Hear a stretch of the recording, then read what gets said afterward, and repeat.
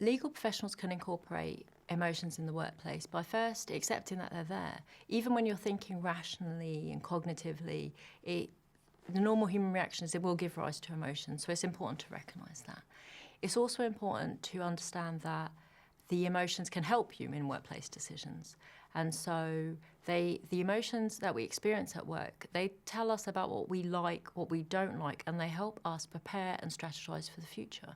For example, if you're going to have a meeting with someone and you always feel anxious beforehand, that emotion might be telling you something about that person, that meeting. You might find, I don't really like meeting with them because they're rude and unpredictable. And then you know to yourself, I need to work with that. What can I do to deal with this emotion? Maybe spend a minute doing something to take you out of that negative mind space before the meeting. Maybe arranging something after the meeting where you can let off steam with someone who understands the situation. But that emotion would then be useful in strategising for future interactions and lessen the negative effects.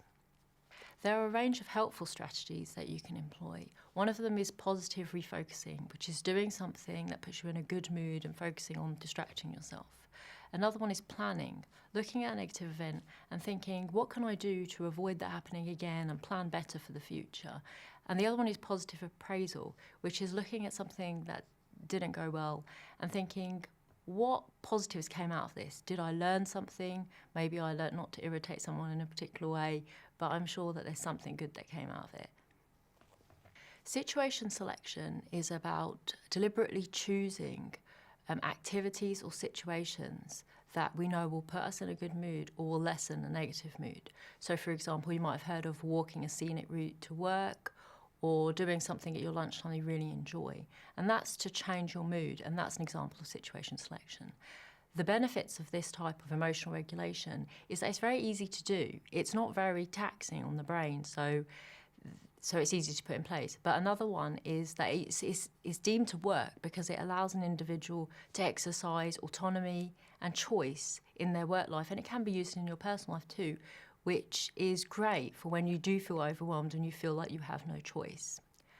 In order to put this in practice, the first point of call would be maybe to look through the negative strategies that someone might be using and identify, oh yes, I'm using those, and they're not that helpful. And then going through the list of positive strategies and thinking which ones you actually do use, because you probably use some of them and they'll be successful for you.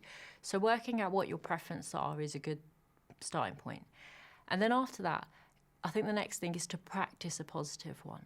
So for example, positive refocusing before a meeting, doing something that makes you feel good, watching a funny clip, or listening to 1 minute of music just to put you in a good mood when you know the meeting's going to be tough.